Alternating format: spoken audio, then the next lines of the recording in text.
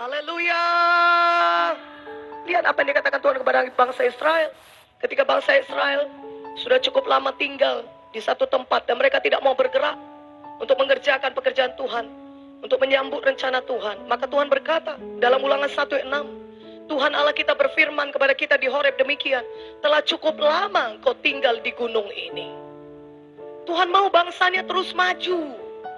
Tuhan mau bangsanya terus bergerak untuk menyambut apa yang sudah Tuhan sediakan bagi saudara. Ada tanah Kanaan yang indah di depan sana, tapi bangsa Israel tidak mau menerimanya. Bangsa Israel harus mau berperang supaya mereka dapat menerima dan dapat hidup di tanah perjanjian yang sudah diberikan Tuhan bagi mereka. Banyak sekali anak-anak Tuhan tidak mau melakukan apa yang Tuhan suruh kepada mereka. Padahal ada hidup yang jauh lebih baik, rencana Tuhan yang indah berada di depan saudara, menunggu saudara. Dan Tuhan datang berkata kepada saudara, mari anakku kerjakan ini, lakukan perintahku, lakukan kehendakku. Dan tahukah saudara, kalau saudara mau melakukannya, maka berkat Tuhan yang besar, rencana Tuhan yang indah digenapi dalam hidup saudara. Haleluya. Mari saudara, sambut rencana Tuhan. Good idea. Apa itu? Ide-ide yang bagus akan tetap kalah dengan God's idea. Ide-idenya Tuhan akan jauh lebih hebat rencana Tuhan daripada semua ide-ide baik saudara. Karena Dia yang menciptakan saudara. Dia sudah sediakan yang terbaik bagi saudara. Kasih setianya kekal bagi saudara. Dia tahu yang paling indah bagi hidup saudara. Karena itu patuhilah firman Tuhan. Kerjakan apa yang disuruh Tuhan. Jangan dikeraskan hati ini saudara memakai kepintaran manusiawi. Dan berpikir bahwasannya kita tahu apa yang terbaik bagi kita. Padahal ada perintah Tuhan tidak kita turuti. Saudaraku, kalau kita mentaati perintah Tuhan, maka kita yang berbahagia. Haleluya. Haleluya. Sehingga kalaupun saudara sudah melakukan kesalahan, sudah melakukan begitu banyak dosa, apabila saudara datang kepada Tuhan dan mengakui semua dosa saudara dan mau berbalik dari segala dosa dan kejahatan saudara, maka ada pengampunan Tuhan bagi saudara dan Tuhan bisa memulihkan hidup saudara.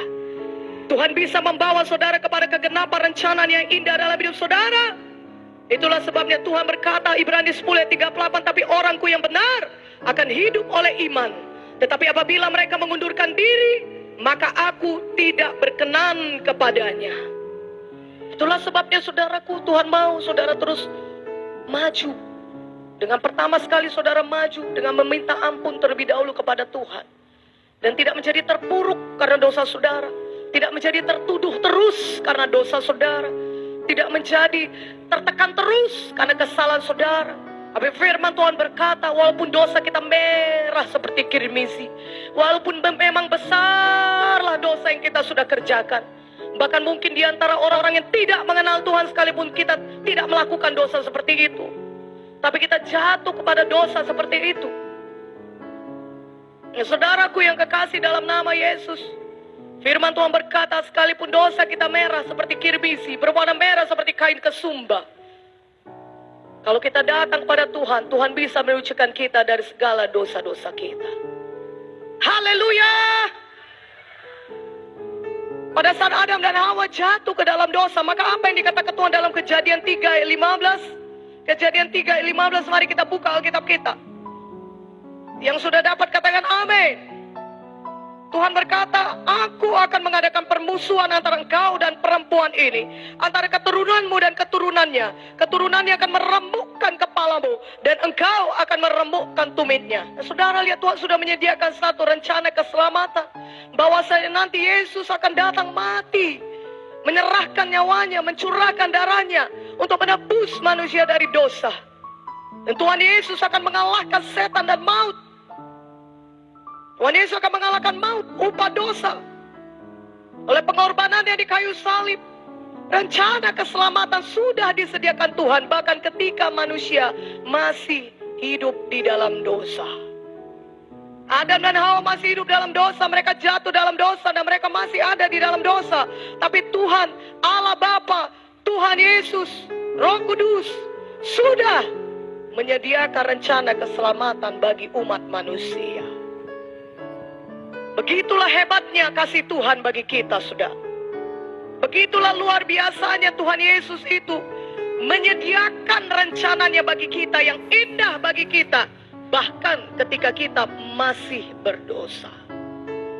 Karena itu saudara, kalau Tuhan Yesus menyediakan rencana ketika kita masih berdosa, kalau saudara menyadari dosa-dosa saudara datang kepada Tuhan, pastilah Tuhan mengampuni saudara dan menyucikan saudara dari dosa-dosa saudara. Itulah yang dinanti-nantikan Tuhan ketika saudara datang dan mengakui dosa saudara. Maka Dia bisa menyucikan kita dari segala dosa kita. Katakan amin. Bukankah firman Tuhan berkata Roma 6 ayat 23, upah dosa adalah maut, tapi kasih karunia Tuhan adalah hidup yang kekal di dalam Kristus Yesus. Memang upah dosa adalah maut, setiap dosa harus dihukum. Tetapi Yesus sudah mati bagi kita di kayu salib, supaya barang siapa yang berdosa, yang percaya kepada Yesus, tidak perlu mati akan dosa-dosanya, tapi dapat beroleh hidup yang kekal bersama-sama dengan Tuhan Yesus di sorga. Saudaraku, ada darah Yesus yang menyucikan kita dari segala dosa kita. Dan itulah yang disediakan Tuhan bagi saudara.